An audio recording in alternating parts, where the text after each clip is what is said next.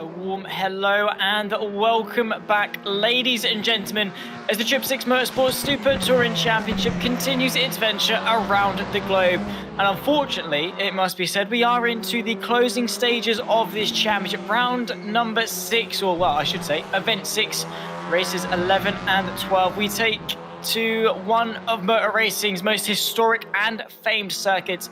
That is, of course, here in Imola. That's got a much more long-winded name, the Autodromo Internazionale Enzo Edino Ferrari, but we'll probably just stick with Imola for the most part. And well, coming into today, off the back of the Red Bull Ring, one of the best races, or pair of races this season so far, and a very good showing, it must be said, from Lloyd Biddulph, taking a very dominant display, I think, is the least way you could put it, the least hype that you could put it, the most blunt way you could put it. He was absolutely on fire.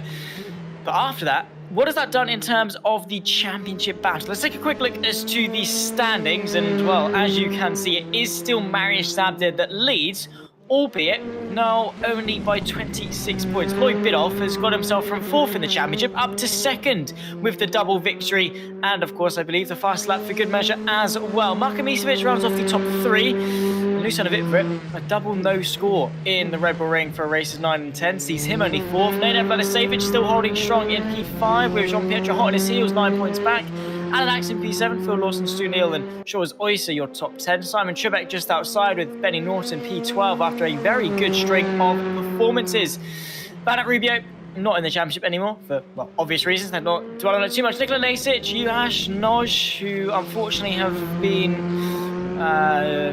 not wanting to take part in the championship. James Beckett, Rusbutcher, Witch Retheril and Shovash Lovash, your top 20. And well, beyond that, you can, I'm quite sure you can read, all the way down to P29. And unfortunately, we have lost quite a few people from the championship over the last few weeks, but we are in for the final 3 rounds to the season's end. We've got Imola, Bathurst, and then Donington Park in a couple of weeks' time. It's shot by in well, I guess in 10 weeks' time because of a couple of delays, but it's been very, very quick.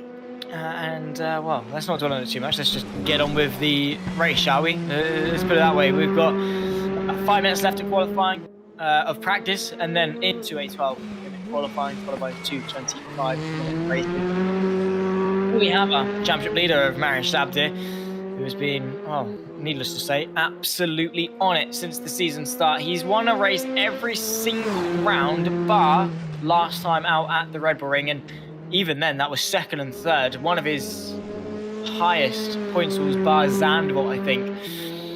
He's gone from 1st, 7th, 1st, 3rd, 1st, 8th, 8th, 1st, 2nd, 3rd in the 10 rounds. That is pretty good for the pole. And obviously, in terms of his accolades, you know, he's a very well-decorated driver in the world of race from esports. 2nd at the 2023 Daytona 2.4 hour, also at the 2022 Daytona 2.4 hour as well. 2nd in the Daytona Oval race about a month later, the WTCR esports qualifier, so he definitely knows his way around some touring cars. And then the GK Spark Plug Esports Cup race winner as well. Just to throw it out on top, right? For Mariusz Sabdir, he is nothing short of brilliant with how he negotiates a racetrack.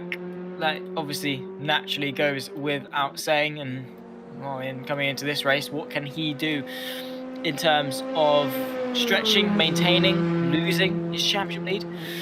Well, yes, he does lead by 26 points coming into today.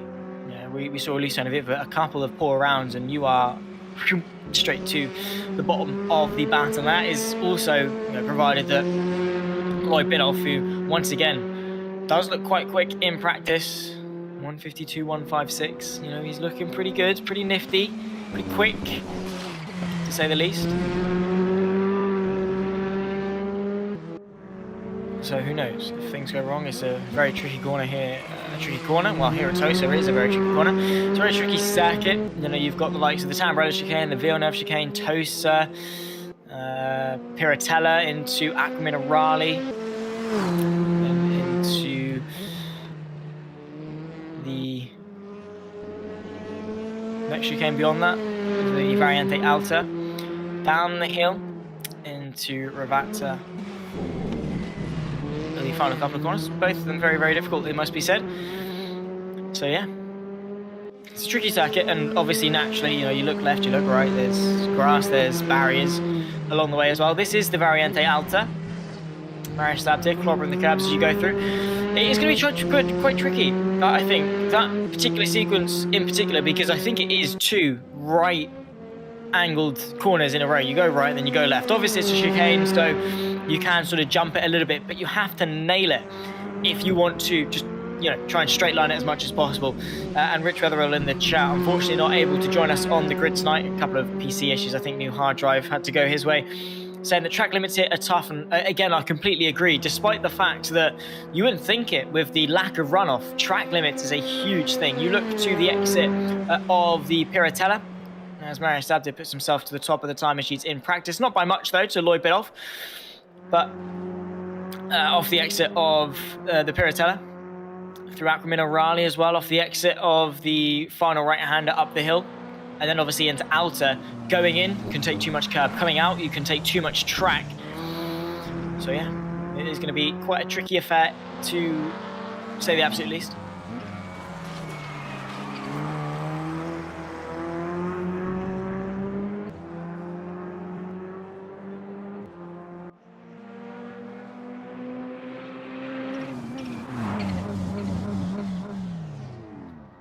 There is James Beckett, of course, YouTube/Beckett55, if you want to go and give him a good old sub for the Aquili Racing driver and the very, very nice Renault Clio. Or is it just a Renault? It's a Megane, actually. It's a Renault Megane. I very incorrectly have stated. I think I've probably been shot metaphorically quite a few times. Regardless which, we are into a 12-minute qualifying, whereby these guys can get as many laps as they can quite possibly manage to squeeze in to said 12 minutes, and all of them darting out to the circuit at the same time. Slipstream definitely not going to be as important here as it has been before, such as at the Rebel Ring or at Silverstone, for example. Maybe we saw groups of cars working together, slipstreaming off each other to get the best lap time. Around Imola, that's not really the case. You're not on full throttle for a vast majority of the time here. The only time you can really think about slipstream is from the exit of Ravazza all the way to the Tamburello chicane, which, fair enough, is a long sort of slipstream zone, long flat out section. But does it weigh up the fact of staying together for the entire lap and risk being slowed down through the very tight and very twisty stuff in the middle?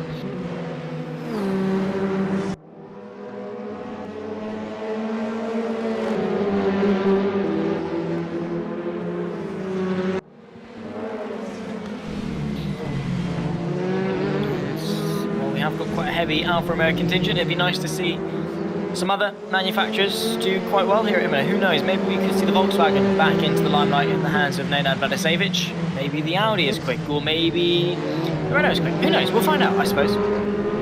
The general consensus has been that the Alfa Romeo is the quickest. I think it's one of the only cars, if not the only car, that didn't get bopped with the balance of performance with a reduction in power or an increase in ballast. Weight to slow it down, make it less agile in the corners. But yeah, these guys obviously know the Alfa's quick, and Marius Sabdir is in the hands of the Alfa Romeo, or well, the Alfa Romeo in the hands of Marius Sabdir, I should say. It's the driver that makes the car look as good. It's a very sensitive relationship, I suppose. You know, where is the cut-off line between how fast a good driver can take a slow car and how far is a fast car going to take a slow driver, sort of thing. But Marius Sabdir and the Alfa Romeo are a perfect recipe, a perfect blend of man and machine. And he's done his first run in qualifying here now. Into the Villeneuve chicane, a quick flick to the left, but in these touring cars, maybe slowing it down a little bit more. Keep it as left as possible, because you've got to then chuck it back into the right-hander. Back over to the right-hand side of the circuit to set you up for this hairpin corner here at Tosa, as I like to call it Tossa, because I'm British and I love funny names, I suppose. 33.292 to the first sector goes Marius Sabdir, quickest of anyone so far, as he rides up the hill towards the Piratella. The quick flick to the left, where we saw Lando Norris make a bit of an excursion in 2021. Could have been a pole lap for him. Unfortunately, did see him down in P5 or 6, I think, something like that. So you do have to be careful on the exit of here at Aquamino Raleigh as well. You've got to be careful. And here there is anti-cut curbs which Mariusz Sabtic just uses left tires and says, yeah, you know what, curbs are curbs, use them when you lose them, mate. Now into the Variante Alta, braking just after the 100-meter board, turning quite late, quite sharply to get it over the first curb, then the second. Kept it nicely within track limits as well on the exit with a purple middle sector 1:14.436. By the time he gets to the second sector split, now the downhill run in towards Rivazza comes, the double left-hander. You've got to brake quite early because you're working with gravity. It's speeding the car up. Keep it as much to the right-hand side as possible to open up this medium speed corner to end the lap. In the slipstream of Nenad Vladisevic as well, Mariusz Sabtic. What is going to be the benchmark from the pole, who has seen pole position quite a few times this season. 8 minutes left to go in qualifying, and across the line the benchmark is a 1:52.0 or 1:14, I should say.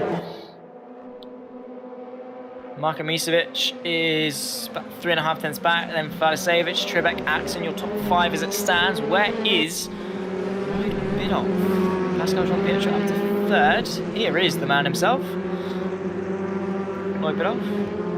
Through the left of the Villeneuve chicane, the Chambers chicane, the final part of it into the Villeneuve chicane. I think he maybe either started qualifying late or got an off-track excursion on his first run, which sees him now in a bit of a pressured situation. He's 1 lap behind schedule. He's not quite yet put a banker on, which could have that knock-on effect later on in the session. We will wait and see.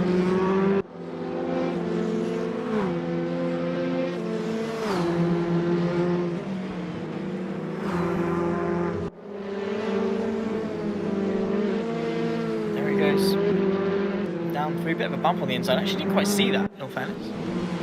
Through the right, then another right for Lloyd Bidov. I genuinely think if things go wrong for Mariusz Sabtic today, we could well see still a championship fight. At the moment, Mariusz Sabtic does look quite comfortable for that £150 prize pot come the end of the championship. Obviously, Lloyd Bidov looking fairly comfortable for the 100, and Marko Misevic for the £5,300 in prize money alone for the championship positions. Then obviously £40 on top of that for those that finish more than 14 of the 16 races, or 87.5% of the races here. Get your name in the hat, pull out, boom, 40 quid. And as I say, week in, week out, grab yourself a takeaway, because why not? Treat yourself.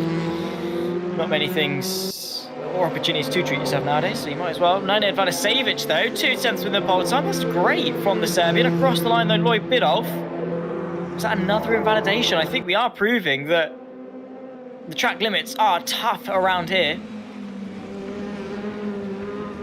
Absolutely tough. So he's only now just started his lap, and that's still with half the session left to go. So he has got some pressure on his shoulders. He's got to get a tidy lap in first before he can then start pushing.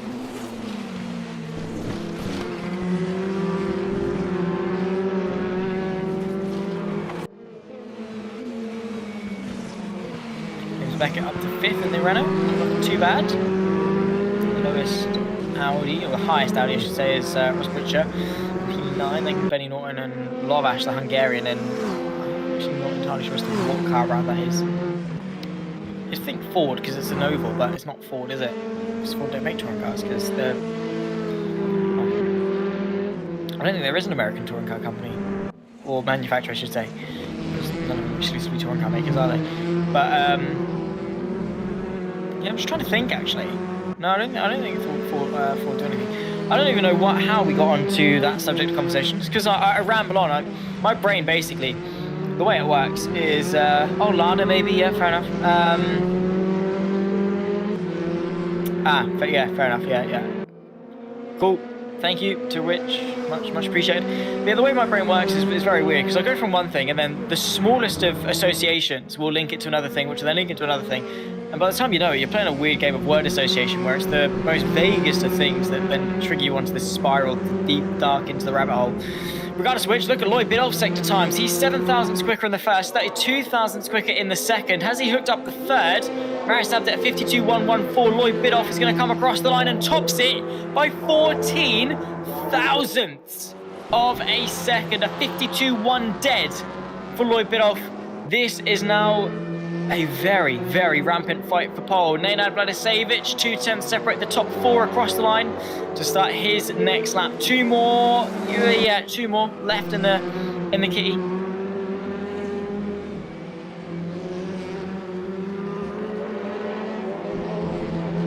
then the right, through the Tamburello, up to 4th, flick it to the left.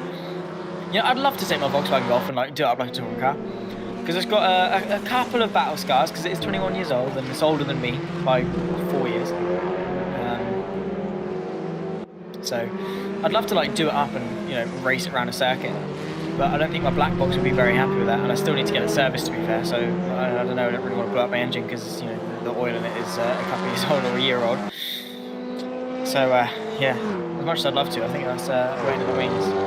Maybe if I do a couple more seasons of Trippsix, I can save up and do up my car, and then we'll have a Trippsix Motorsport special where Zach Sweeney takes his Volkswagen Golf Mark IV around Snatch or something. I don't know, maybe a few years time. Let me pass my test first. I've got my theory test on Thursday, so I'm looking forward to that. I've only been driving for like 2.5 weeks, but theory test booked, and we're excited because Mackie's drive-throughs are going to be where all of my money goes in future.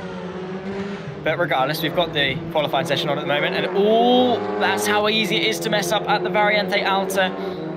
A trip over the grass for Nenad Vladicevic draws an end to his penultimate lap in qualifying, and well, now it all comes down to one. Lloyd Biddulph, Zabdir, Misevic, Vladicevic, who is going to come out on top in the fight for pole? Who knows? Is it going to be the runner-up, the man in 3rd, the man in 5th, or the man leading? Any one of the 4 could potentially do it if they snag it right at the end. A bit of an improvement from Lloyd Biddulph, a 52 dead for him in his effort to slowly maybe bring him back into championship contention. I'm just saying, touch wood, if he keeps it consistent enough. Hopefully it's not too little too late, and by the time we get to race 2 at Donington Park, it's a case of who finishes in front. That would be brilliant. But let's just not forget how good of a start to the season Marius Zabdir had relative to those around him. While Lloyd Biddulph was 15th, Marius Zabdir was 7th. While he was 13th, Zabdir was 3rd. Those are the differences. That is now what, in hindsight, Lloyd Biddulph would be looking back and kicking himself and thinking, you know what, could have done a bit better there. Could have just found that little bit more time. Something along those lines.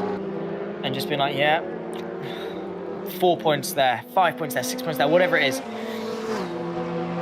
And now it's accumulated into what is now a 26-point gap, and that is up onto 2 wheels from Vladicevic. That was lovely jubbly from the Serbian. I think it's Serbia. Unfortunately, it's too much track and he balls off. He's out of the fight for pole. It's between Biddulph, Zabdir and Misevic. 56 seconds on the clock, and there is Marius Zabdir chucking it through Aqua Minerali. A little bit slower to the first sector, wide through Aqua Minerali. That's going to bring an end to his lap and to his bid for pole position. Lloyd Biddulph then takes it, and there he is, 52 dead. Unless he's got anything left to say about it, he does. He's miles ahead. Look at that. Is that 3/10 quicker? 5/10 quicker even across the line. What is it going to be from Lloyd Biddulph? It's a 51.7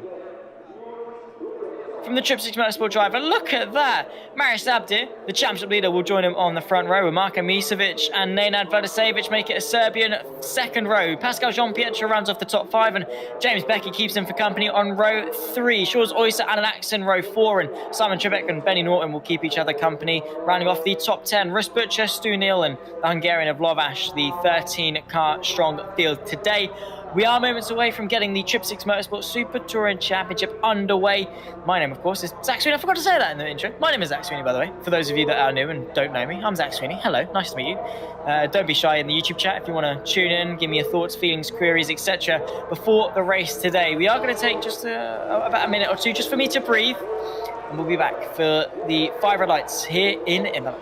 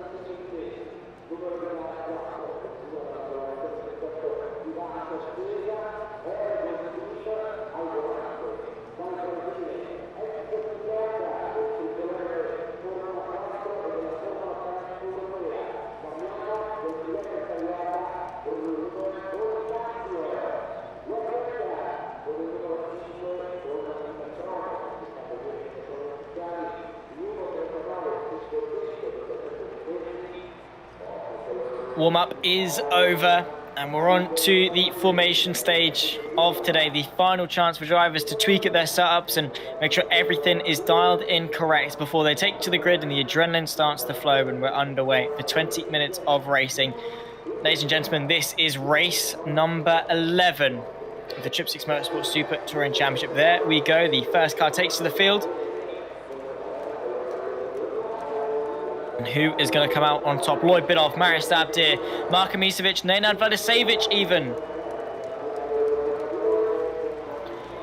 And well, we will soon find out, of course. If you are a little bit eager to get your hands onto more touring car action, don't forget the Touring Car Sim Racing League week number 3 takes to Assen on Wednesday. They've got full broadcast coverage over on their YouTube channel, link in the live chat for those interested. Wednesday, I think at the same time we take place as well, but that's until Wednesday. We've got Bank Holiday Monday, Tuesday and Wednesday before that point. In the meantime, event 6 of the Trippsix Motorsport Super Touring Championship, waiting for Marius Abdir to take to the second place spot, just behind Lloyd Bidoff. And there we go. The 5 red lights are on.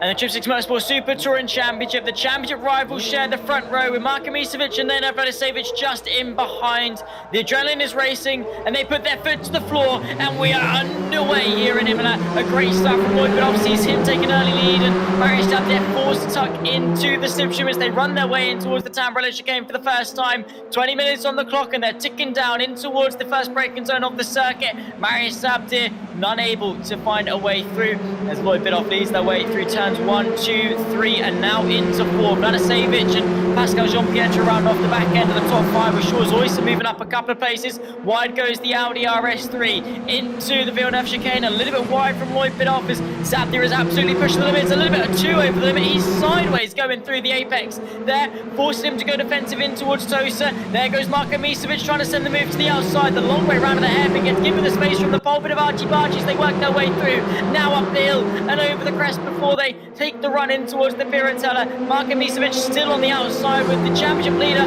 boxed in just a little bit. He's got Nenad Vladisevic trying to put some pressure on him as well. Through the left, Abdir hangs on and Lloyd Bidoff is going to be licking his lips in absolute delight to this side by side between the Sussman and Vladisevic into Aqua Minerali as well. Marko Misevic, it was a good effort, but unfortunately not quite enough in order to see him ahead and up into second place. Brilliant first lap of racing, and it's going to be to the absolute delight of Lloyd Bidoff, who in towards the Variante Alta has had this entire first lap all to himself, unpressured. And that is a nice little breathing zone for him to settle into. Pascal Jean-Pierre, I think, got a little bit wide through the Variante Alta. I think it's okay for him to carry on uninterrupted. The first lap ticks down and then there we go. Shores Oyster trying to put some pressure on the Swissman. Late braking in towards the downhill penultimate corner and the Dutchman tries to see his way through but doesn't quite have the speed. A little bit wide though from Jean-Pierre. Sees Oyster maybe having a bit of a run. They do go side by side to round off the opening lap and Oyster is looking to go from 7th to 5th in the span of the opening lap. Not quite able to, unfortunately, forced to tuck into the slipstream. 2 Alfa Romeos, 2 Renaults of Beckett and Trippsix just in behind as well, trying to work their way forward and make some progress. Inside line for the Dutchman, sees him maybe late braking into the Tambrella chicane, side by side between Trippsix and Beckett. Beckett able to hang on and Trippsix, unfortunately for him, forced to concede. Brilliant start to this race and we've still got 17.5 minutes left of it. A little bit wide again. Is that from Benny Norton in the background? Once more, just the front wheel drive car maybe carried a bit too much speed in. Front wheels are doing too much work and just washing out ever so slightly. Lloyd Bidoff, his momentary lapse of security is coming to an end because Marius Abdir has found himself now putting a bit of pressure on. The gap is only half a second, 1.5 covers the entirety of the top 4 and as it is for the entire top 5, no changes between Bidoff, Abdir, Misevic, Vladisevic or Jean-Pierre. Who is going to come out on top is the question. Bidoff is going to try his best to maybe work his way ahead and close in the gap of the championship. Shores also had quite a wide run on the exit of Aqua Minerali, but I don't think it was too bad as to put him under any major sort of pressure.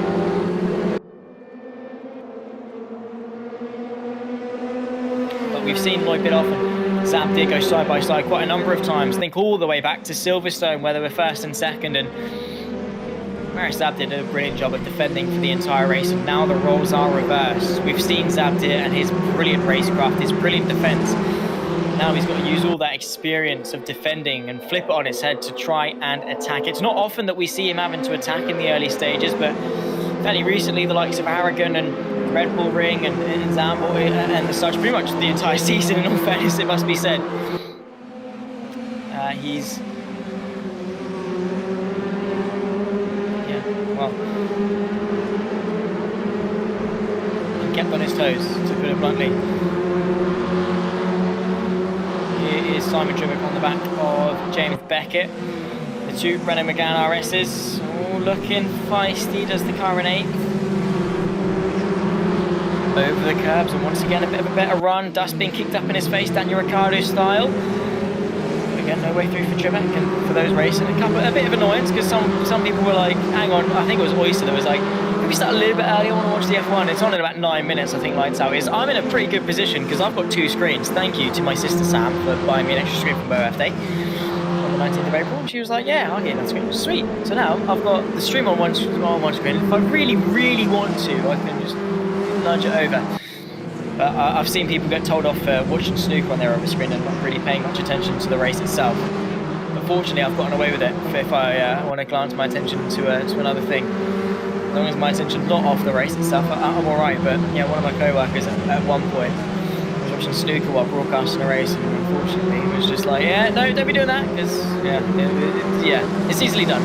Let's put it that way. But I think I'll not give in to temptation, because I think this race is going to have me on the tips of my toes for the entire 14.5 minutes that we've got left of it, because around Imola it's so tough, it's so tricky. Like that, just proven from Shaw's Oyster.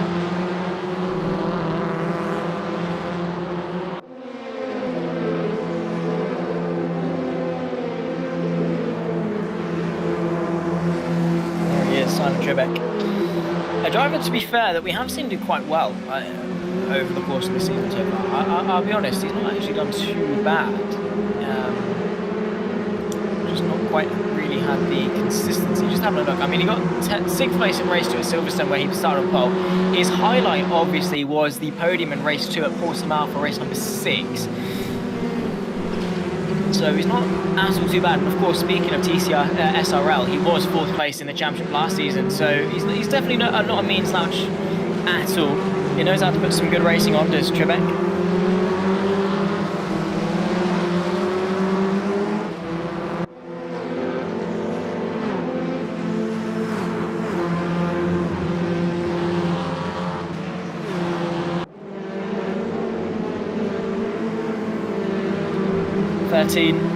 Minutes left in this first race here in Imola. Still waiting for really the main sparks to happen. Quite a few liberties taken on the exit of Aquaminarani from the likes of Oyster and Beckett. You were just like, yeah, you know what, track limits, what are they? Don't really know, to be honest, what they. Over outer. Yeah, again, those curbs are very tricky, but look at them wheels move. I don't know, something really satisfying about watching wheels turn at high speeds, because the writing on them sort of gets to a point where it moves forwards and backwards. I don't know, it's just quite trippy, and it's weird. Again, my brain works in some weird and wonderful ways. My sister got me to take an IQ test today, and all the maths stuff, perfect. I love maths. Asked me like which shade is lighter, and I'm like, yeah, I don't know. Yeah, I wrote half my GCSEs in a green pen, if that helps, because I thought it was a black pen. It wasn't until I got to my French listening that the invigilator was like, you know that's a green pen, right? I was like, no, it's not. It's a black pen. The green itself's green. The pen itself's green, but the ink's not. And she's like, no, it's a green pen. Have a look at it in the light. And I was like, yeah, it's black. She's like, no, it's green. So I looked at it deeper into the light, and I was like, yeah, that is green, isn't it? So she swapped the pen for me. And I realised that at that moment I'd done my history exams, my geography exam, one of my maths exams, all my French exams, all in a green pen. So yeah, there we go. My brain is a very special thing. Zach Sweeney, the more you know, here in Imola, having a nice little heart-to-heart with those at home. Pleasure to have everyone that is watching along, by the way, on the Trippsix Motorsport YouTube channel. Make sure to obviously like, subscribe, turn the bell for notifications, etc, etc, and also just come and have a chit-chat in the YouTube chat while the race is still waiting for that crucial moment to really spark it up. Let's have a nice little conversation, shall we? However, one talking point is the fact that Lloyd Biddulph is slowly but surely gaining on Mariusz Zabda. The gap is hovering over about 1 second, 0.9, 1 second, 1.1, that sort of error interval. Mariusz Zabda doesn't seem to quite have the pace relative to Lloyd Biddulph, and the top three are a little bit more sparsed out.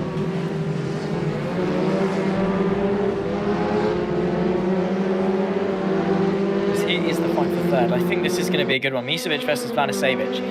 We've seen Vladisavljevic, I think. Vladisavljevic. Something like that. I've been calling him Vladisavljevic for the entire season so far. I'm sure he doesn't mind because he hasn't brought me up on it, but yeah,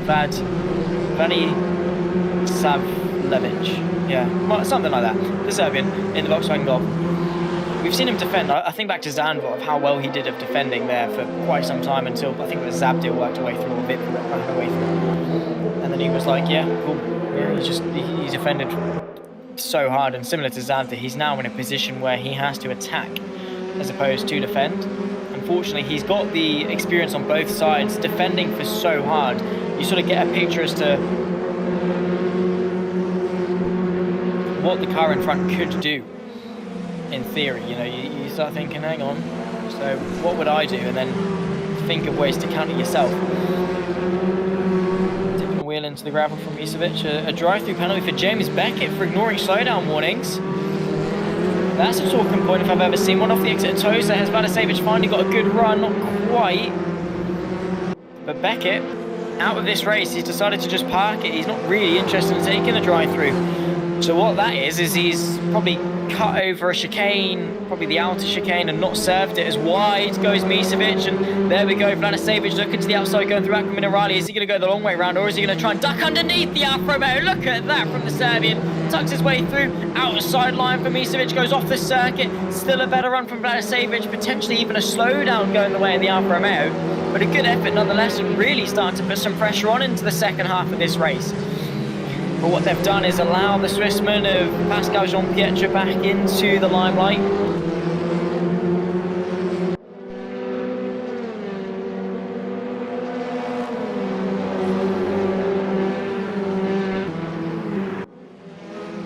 Good effort.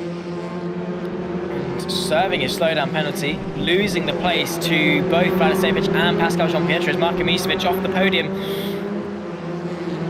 So now Pascal can sort of see the podium in his sights. That is great news for him if he can, you know, sort of get onto the back of that and we'll have a cheeky gander as to what he's doing. Because so far he's only managed to boast. I say only. He's only managed to boast 3 third places at round number 1 of Zandvoort, or race 1 at Zandvoort, race 2 at Aragon, or race 1 at the Red Bull Ring. He's looking to add his total to 4. He do. So now Vladisavljevic, he's not really had to put much pressure on in terms of attack. It was only one that was good enough to make the mistake happen from Misevic, and now he's once again in a strong position where he is defending. And it's the final 8 minutes of this race.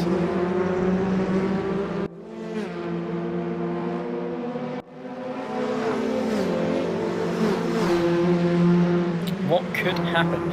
Sure was Oyster as well, onto the back of Marko Misevic as well, so maybe we're only a drop of a pin away from a 4-way fight for the podium. As Lloyd Biddulph is stretching the advantage to about 1.5 seconds back to Mariusz Zabda.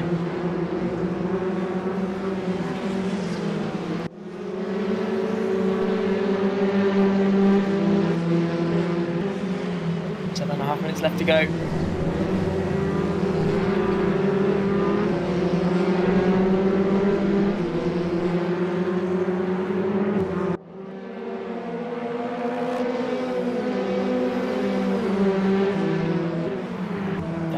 Into Ravazza.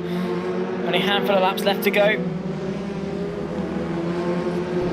Swings and roundabouts between Lloyd Biddulph and Mariusz Zabda.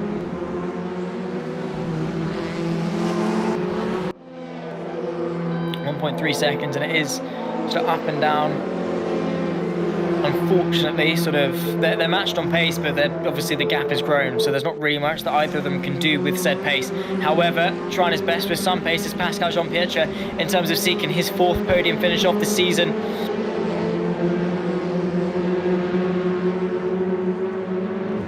Vladisevic obviously looking for his first, I believe. Let me actually fact check that and double check. Because I think it's his first. I'm not sure, so I'm just going to look. Actually, no, I lie. He did get a second place at Silverstone for race number 2. But apart from that, that is it. So he's looking for his second podium here in Imola.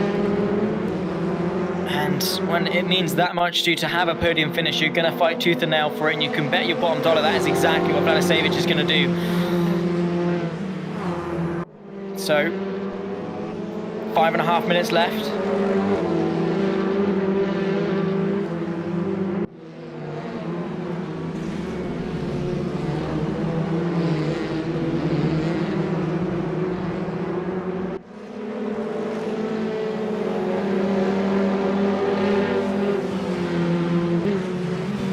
And sorry for the brief distraction. It's not because I've got F1 on my screen, it's because one of my co-commentators, Leary, reported sort of this little pact that we've got with us, myself, Lewis McGlade, Cameron Roger, Leary. You might recognise some of us from some of the race broadcasts. He has a very unpopular opinion of wanting to repave Sebring, which, as you know, the bumps of Sebring is the only thing that really make it good. And we like to tease him on this fact, because he denies that it's true. But we all know that he said it, and it wasn't us that said it, but someone in a YouTube chat on a broadcast he's now doing has said, is that the same Leary who wants to repave Sebring? And we just thought it was funny because he's just getting absolutely slated and abused from everyone left, right and centre. And the organisers, Motorsport TV, of the stream that he was doing, responded with Ban O'Leary. And yeah, you obviously need to be on the jack to find it funny, but that is why my attention was just reached just a little bit, because again, it's hilarious to see poor old Ewan O'Leary, who, by the way, I am taller than. We're in a debate of it still, but I am taller than him. The one time I've seen him, and I remember getting out of the cockpit, looking down at him to talk to him about my race. So just in case that's ever denied, you've heard it here first. I am taller than Ewan O'Leary, and well, would you ever believe him anyway? Because he wants Sebring repaved, which is absolutely sinful. Regardless of which, though, with disputes and commentator banter aside, Vladisevic and Pascal Jean-Pietre still continuing their rivalry for third place here today. 3.5 minutes left to go. I'm going to say 3 laps at the line, maybe 2 or 3, 2, 3. Definitely watching over. I'll be completely honest, I have now just clicked onto the tab to watch it. They're now running off the formation lap. But it will not take away my attention, I promise you this. I am professional, I am true to my words. I will not miss a single bit of action whatsoever. Oh, Lloyd bit off some. No, we'll be fine. We'll be absolutely fine. If anyone wants Grand Prix updates, by the way, do feel free to let me know. I'll drop you something. Toto looks very nervous.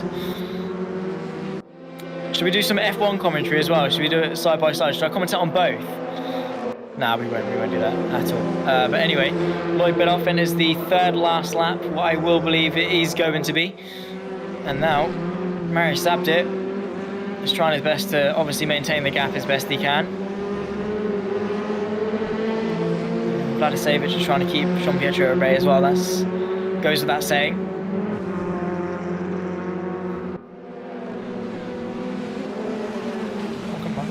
Do as well in this fight with Shaw's Oyster.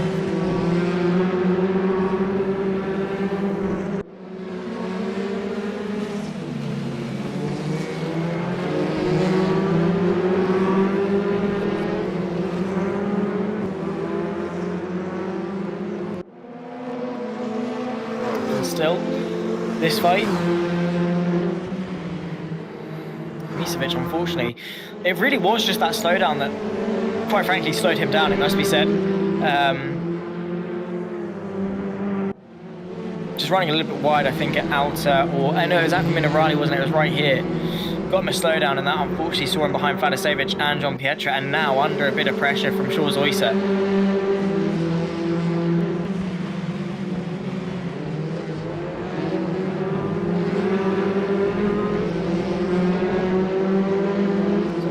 Half left to go. Is this next lap going to be the last lap? Yeah, it will be, won't it? Obviously it will, yeah. Of course it will, Zachary. What absolute madness did you think about? It is the penultimate lap, and we are going on to the final lap of this race. Jules Oyster, some pressure on Misevic. Jean-Pierre, some pressure onto Vladisevic. That gap is scarily close through the pit straight for the full length for the final time. And look at that, already going defensive is the Volkswagen Golf. The Swissman giving him a bit of a push. How late is he going to leave it in order to pull out? Which way is the Volkswagen going to go? All the way to the white line to defend. He wants this podium dearly. Pascal Jean-Pierre unable to actually go for the move. He wasn't close enough or not willing to go for it. Maybe he's waiting to pounce, but that gap is growing. And if he's not careful, it might grow to an extent where it's unrecoverable and he might not actually get himself onto the podium. Ooh. Is it going to be a second podium for Vladisevic or a fourth? That's wide from the Serbian. He's off the road on the final lap. And Pascal Jean-Pierre works his way through. Marko Misevic up to fourth. Vladisevic from third to sixth in the span of a split second. And that is how quickly a surefire podium can change from almost certainty to, without a shadow of a doubt, not happening. Unless all three of them in front of him DNF or disconnect or something. Jean-Pierre is on course for his fourth podium of the season here in race number 1 at Imola.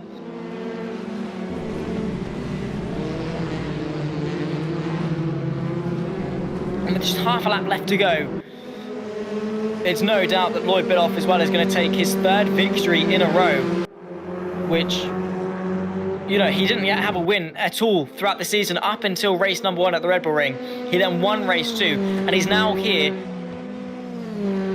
to absolutely send in Imola. From pole to flag, it was a little bit challenged, maybe a bit of a doubt in the back of his mind, but as soon as he got away, as soon as he got out of the slipstream, Lloyd Biddulph was absolutely untouchable, head and shoulders above the rest, and he closes the championship gap once more with his third victory in a row. Race number 1 at Imola goes the way of the Trippsix Motorsport Alfa Romeo driver of Lloyd Biddulph across the checkered flag, and well, there we go. Race 1 in the books. Marius Stabder and Jean-Pierre, his fourth podium of the season for the Swissman, sees him third.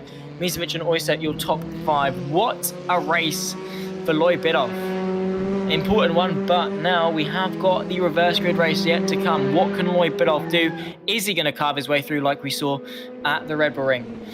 Only time will tell. We'll run you through the full standing order as soon as we can. And here we go. Lloyd Biddulph with the win and the fastest lap and the pole position. 4 points so far today. Marius Stabder and Pascal Jean-Pierre join him on the podium. Marko Misevic was also your top 5 with Nenad Vladisevic right at the death of it, unfortunately losing his second podium of the season. Simon Trebek, Alan Axon behind that. Benny Norton, yet more points for Norfolk Races. Stu Neal rounds off the top 10. Russ Butcher, Lovash, Flack and Beckett, your 14 car strong field. And Simon Trebek ran out of fuel, which is a bit of an F. Still managed 7th, but you ran out of fuel, so don't do that in race 2, essentially. But that is it for race number 1, ladies and gentlemen. We'll see you in just a couple of moments, actually, for the reverse grid race. The top 10 get flipped on the head. We're just going to change sessions, and we'll be right back just after this short break. Don't go anywhere.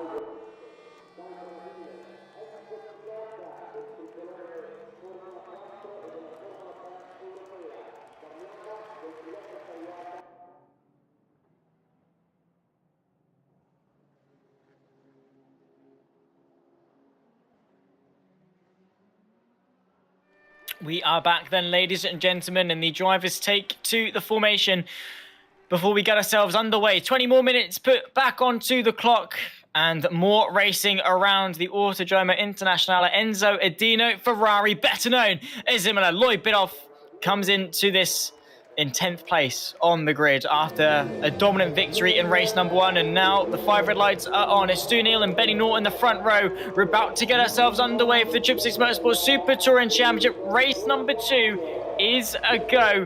And well, there we go. Trying his absolute best to hang on to that pole position run is Stu Neal, Benny Norton alongside as they run their way in towards the San Francisco game for the first time. The Audi RS3 forced to tuck in to try and defend. What is Lloyd Biddulph and Marius Dabty going to do there? Side by side in the background as well. In towards turn number 2 for the first time. It's side by side between Trippek and Axon in that fight for third. Axon forced to concede, and let's hope Trippek has put enough fuel into the car. But a Savage up to 4th already, fighting with Alan Axon side by side through the final left-hander of the Villeneuve chicane, or the Tamburello chicane into the Villeneuve chicane, I should say.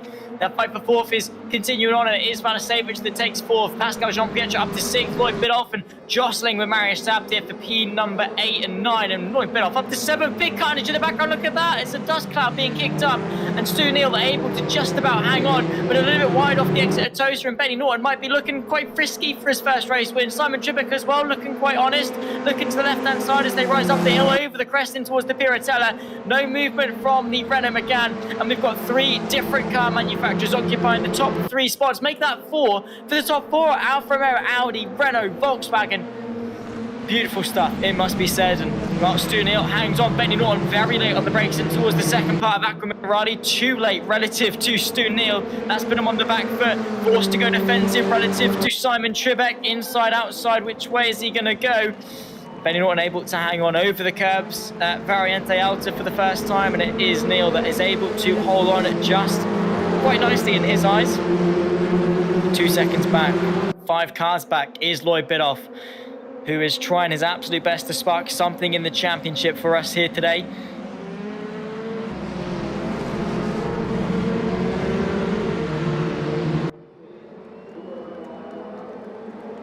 We round off lap number 1 then. 18 minutes left to go. Stu Neal, Benny Norton, Simon Trippek, Nenad Vladicevic, Jules Oyster, your top 5. Lloyd Biddulph up 4, Marius Dabty up 2.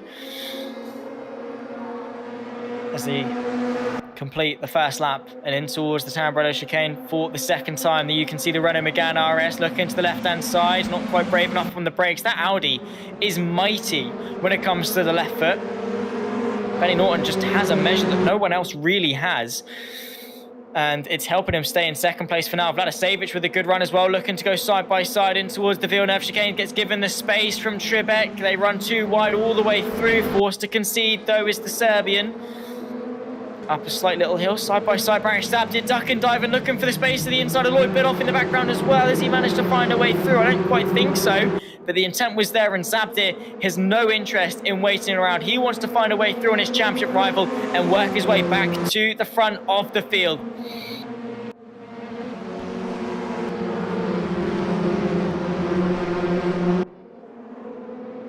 Any movements? Not quite. Single file for the majority of the top 10 all the way through.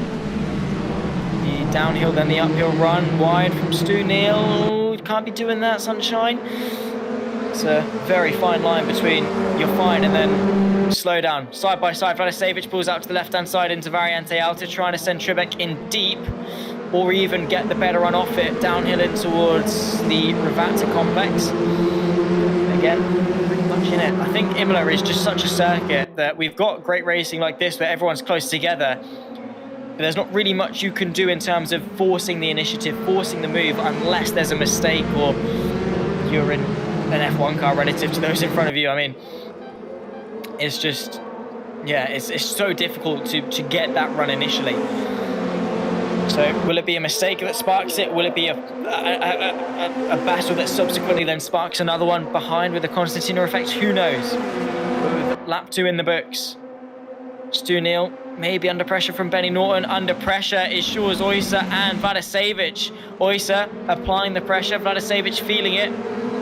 Benny Norton though, a bit of a better run, nice and tidy through the Tamburello chicane. And again, does he really want to go for the move for the lead? Because, I mean, I guess maybe it probably is a better thing. Lloyd Biddulph trying to get the up and under with Jules Oyster.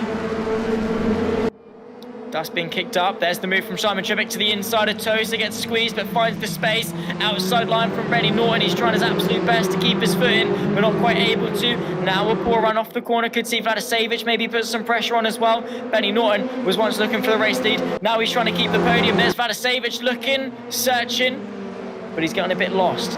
He's found himself tucked back up behind the rear end of the Audi, going back to square one and deciding to find his way through the hard way. Once more through, and these 5 minutes have flown by. A bit wide though from Vladicevic. Oyster might be looking a bit frisky. Benny Norton might be looking to launch a counter-attack as well in the early stages of this race. Lloyd Bidoff again looking daunting, but it's nice to see that no one's really darting out of his way to let him through just because he's a fast driver. They're all giving it their best, all taking this opportunity with both hands, grabbing it around the neck and giving it a good old shake. Because that's exactly what they want. They've been given this opportunity at a circuit where it is quite easy to defend. And they're going to take it, and they are going to run with it. Benny Norton, he's running in that podium spot. He's trying his best not to lose touch of the top two.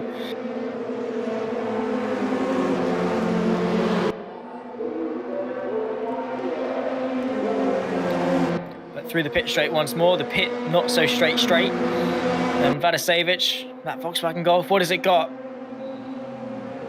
Into turn number 2. No changes still at the front, but Simon Trippsix, probably not a driver I'd want in my rearview mirrors, particularly seeing as that car is probably a little bit lighter if he's not remembered to put fuel back in.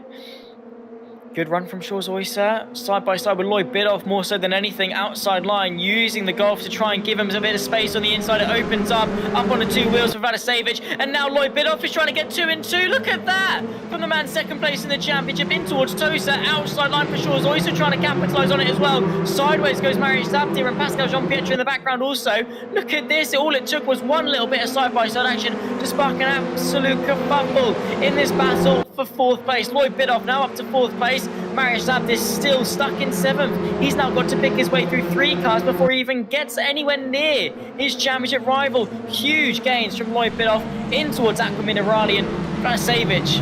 Well, I think he was just caught napping more than anything. Same too with Charles Oyster. When Lloyd Bidoff was just like, yeah, cool, this is mine. And then Vladicevic taking the race line. Bidoff used that to his advantage to just follow him through. Vladicevic went wide and Bidoff was like, sweet, extra place for me, licking his lips, and through he went into Tosa, and that's exactly what crafts a champion. Could it craft a champion? Who knows? By the time we get to the season's end, 26 points coming into today. Pole, win, fastest lap for Lloyd Bidoff. 4th place relative to a 7th place as well. I don't know, that should very easily turn 6th though. Charles Oyster's wide and he finds himself now down to 8th, losing the place to Zabdir and to Misevic.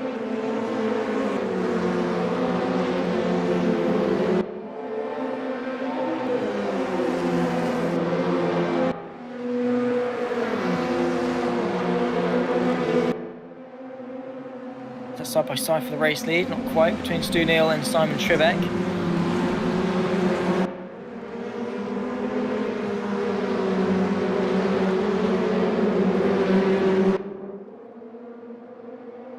Side by side in the background, that is between Charles Oyster and Pascal Jean-Pietro, the 2 red and white Alfa Romeos, outside line for the Swissman. Unable to negotiate a way past. Lomash becomes the lone DNF of this race so far.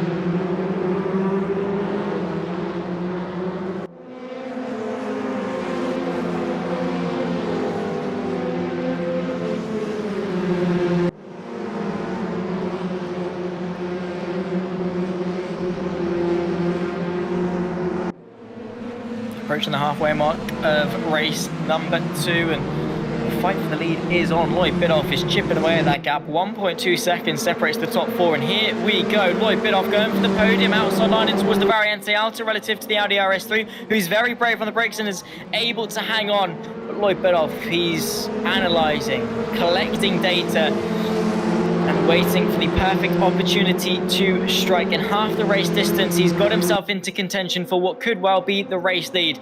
Trippsix and Neal, though, they've got their own disputes to settle and might want to use this time to drive away a little bit, get away from the pack behind, and then have their own squabble, because the further they get from Lloyd Bidoff, the better.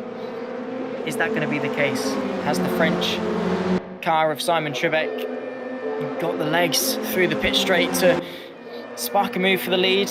Trying to search for the inside line, has got it, squeezes his way through, gets given the space from Stu Neal. The fight for the lead is on, but it's just not quite enough overlap. There goes Lloyd Bidoff to the inside of the Tamburello chicane. Benny Norton trying to sail it the long way around, bit of contact, and he's able to hang on in the Audi for Norfolk Races. Benny Norton is absolutely getting his elbows out for his first podium in the Trippsix Motorsport Super Touring Championship. Lloyd Bidoff, well, yes, he's in a hunt for the championship. Well, yes, he's trying to stretch the advantage ahead of Marius Sabdir. He is still fighting a brick wall in the form of that Audi RS3. Benny Norton is absolutely on fire, and the gap is close to the top two. Look at this, all the way back to Marko Misovic. 7 cars, all within the same shot for the race lead, up the hill and towards the Piratella, and this is the racing that we live for. This is the Trippsix Motorsport Super Touring Championship, race number 12 here in Imola. Marko Misovic and Marius Sabdir swap places after a mistake from the championship leader. Not something we often see, let's not forget. Wide from Benny Norton though throughout the Minerali. That could open the door with a better run for Lloyd Bidoff. He's found the inside line. That is going to be advantageous to him, particularly into this sector of the circuit, and Benny Norton has got no answer to it. Lloyd Bidoff picks off yet another one, and another one bites the dust. He's up now into the podium places with the victory in his sight. 9 minutes left to go, and Simon Trippsix and Stu Neal stand in his way for what could be the second Grand Slam in a row for Lloyd Bidoff. Oh, that's why Vladicevic off. Way too late on the brakes in towards the penultimate corner. He's tumbling down the order from what could have well been a picked off podium if he was opportunistic. Now finds himself in 8th place. Under pressure as well from Alan Axon. That is 2 mistakes in 2 races from Vladicevic in crucial positions in this race as well. And again, just too late, made the mistake. Here is that fight, Alan Axon versus the Serbian, as they fight their way too wide through the pit straight in towards the Tamburello chicane. No changes in the fight for the lead, but Alan Axon picks his way to the inside. However, outside for Vladicevic and for Shaw's Oyster, who was like, okay, you're going to brake early, I'm going to brake late. I'm just going to go this way around. Thank you very much. And, well, he's done exactly that. Up now into 9th place for the Dutchman.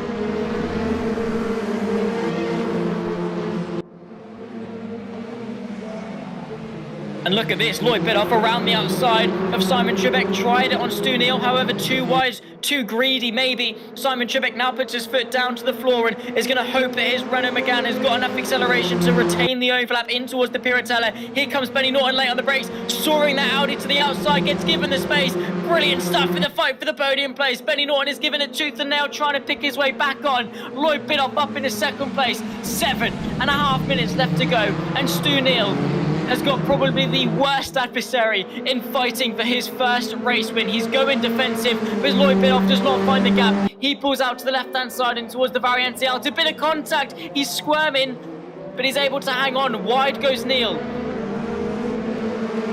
Lloyd Bidoff, is he going to rob the maiden win to make it his 2nd in a row, his 4th in a row? Lloyd Bidoff outside line in towards Ravazza. Is Stu Neal going to give it everything? He chucks it to the inside, but it's not enough. Lloyd Bidoff, race leader once more.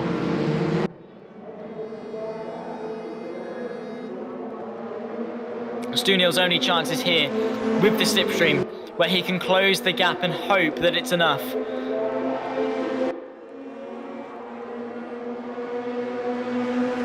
He is closing. It's at a rate of knots. He's now got to be very brave on the brakes if he wants any chance of winning this race. It's close. It's not close enough. Lloyd Bidoff still leads, and you have to say it's only going to grow from here.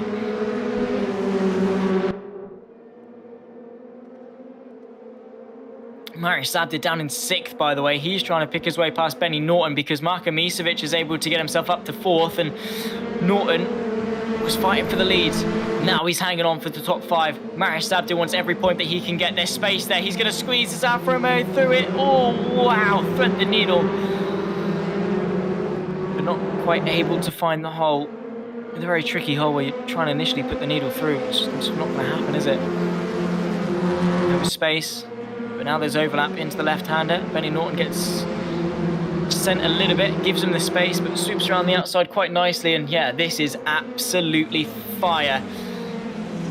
Simon Trebek fighting with Stu Neal. While it's not the position they would have hoped for, it's an extra place on the podium that they would want. Marius Abdi not being his day, 2nd and 6th. Flash the headlights, he wants to work away past, but Benny Norton is having absolutely none of it. He doesn't care who he's fighting, he just wants to have a good time out there.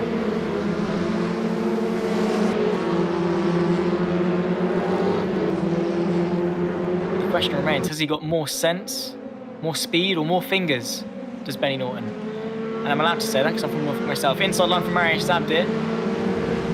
Nearly picked his way through. Side by side as well in the foreground. Marko Misevic side by side with Simon Trebek, and the Serbian tries to get his way onto the podium. Meanwhile, Lloyd Bidoff takes off. Stu Neal in a bit of a no man's land now if the fight for third continues to rage on. 4.5 minutes left to go. Race number 2. 2 wide Noah's Ark potentially by the time we get to turn number 2 of the Tamburello chicane. Benny Norton able to hang on. Is Simon Trebek though? Not quite. There's the Sen Marius Abdi squirming on the brakes, but once again the Audi catapults himself around the outside, using the grip, using the agility, and finds himself still in 5th place. Pascal Jean-Pietro, by the way, is back onto the scene, and Marius Abdi has got his work cut out for him. He's got to look forward to attack against a very, very good adversary. Look backwards to defend from, again, a very, very good rival in the form of the Swissman of Pascal. Benny Norton as well, trying to turn the tables really and turn defense into offense in working his way past Marko Misevic for P4.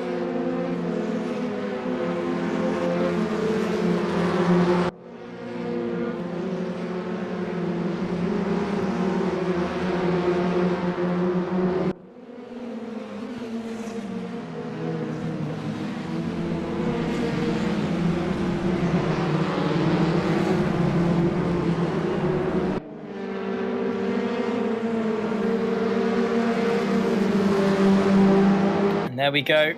Marius Abdi searching for the inside once again, but Norton has it all covered off. Beautiful stuff. Trebek back onto the back of Neal, but a good run from Zabdi gives him the overlap. There's not really much more that Norton can do about that unless he's incredibly brave on the brakes down the hill. You can also see Jean-Pietro trying to use these fellow Alfa Romeo as a bit of a battering ram. Outside line for Norton. He's going to lift off the brakes a little bit, try and coast it around the long way. Not quite able to, and let's put him on the back foot, and Jean-Pietro wants to slice the pie also in towards the penultimate lap of this race. It's coming down to the wire.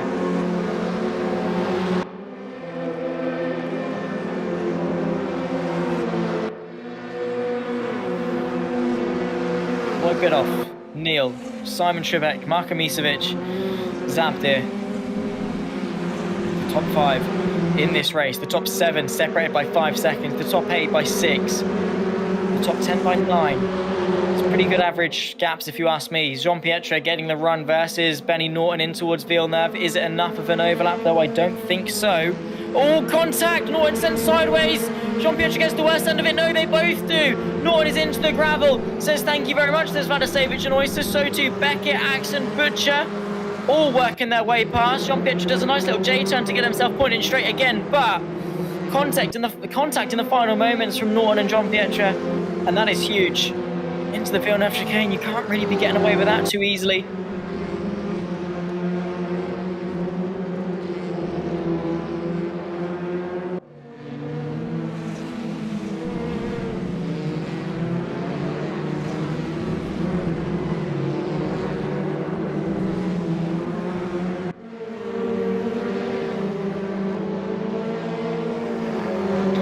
Does look like a bit of a runaway from Lloyd Bidoff. It's a great result for him. 4 wins on the bounce. If he's able to hang on to this for one more lap, that is brilliant stuff. And exactly what he needs to re-spark a championship campaign. The pressure could be on from for Zabdir, to be fair. You know, that's not a mean feat by any means, and Lloyd Bidoff doesn't seem like he has any thought of slowing down.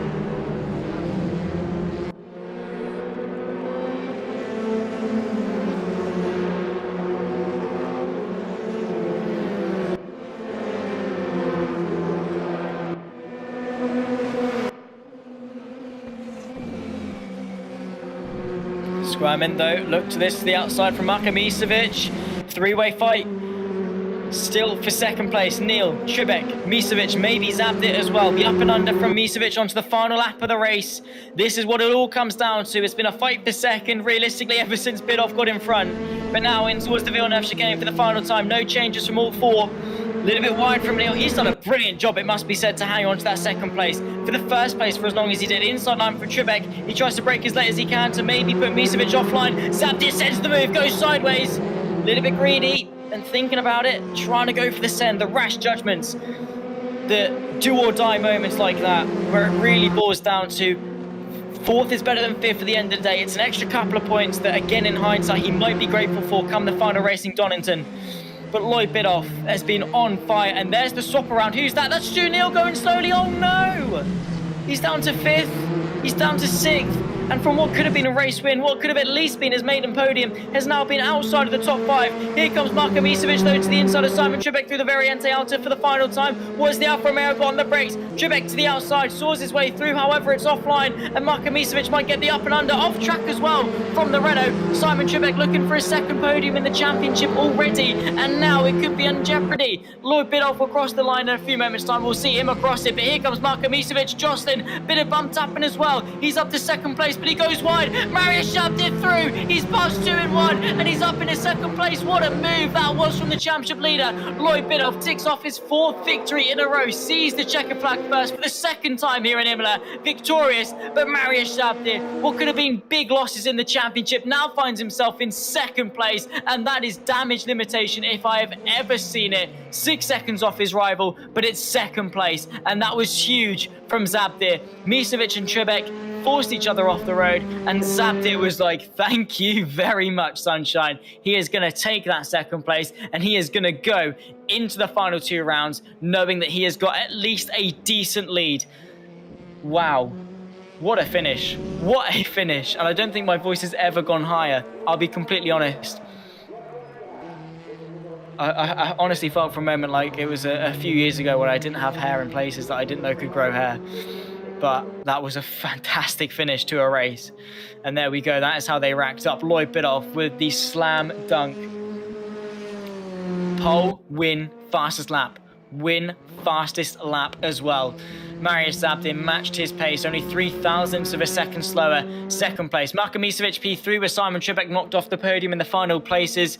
Nenad Vladisevic top 5. A good result, a good recovery, but he would have wanted more. Stu Neal. Just get the violins out for him. It doesn't even need to be the world's smallest one. Get the world's biggest one for Stu Neal. It could have been. It could have been. But the pace was there. His defence was there. His racecraft was there. Shaw's Oyster, James Beckett, Alan Axon and Rhys Butcher, your top 10. Benny Norton knocked out of the podium contention as well in the final moments after contact with the P12 man, Pascal Jean-Pietre, Potty Flack and Lovash, the 14-car field. And, well, that, ladies and gentlemen, is going to wrap us up for tonight's action in Imola. 2 races and 2 more wins from Lloyd Bidoff. Getting a little bit boring now. No, it's not. It's not getting boring at all. It's the Trippsix Motorsport Super Touring Championship. In a week's time on the 14th of May, Event 7, rounds 13 and 14, we take to Mount Panorama down under in Australia. And it's Bathurst for the penultimate round. Could Lloyd Bidoff close the gap? Is it enough to maybe see us have a championship finale come Donington Park on the 21st? Who knows? But unfortunately, ladies and gentlemen, we're going to be left on a bit of a cliffhanger after that one. 4 wins on the bounce. What more has Lloyd Bidoff got in store for us today? What response is Marius Zabdir going to have? My name has been Zach Sweeney. We thank you so much here at the Trippsix Motorsport for joining us in the YouTube chat. And, well, unfortunately, guys, until next time, it's going to be a long, long week. Let's say that much. But take care and a very warm goodbye.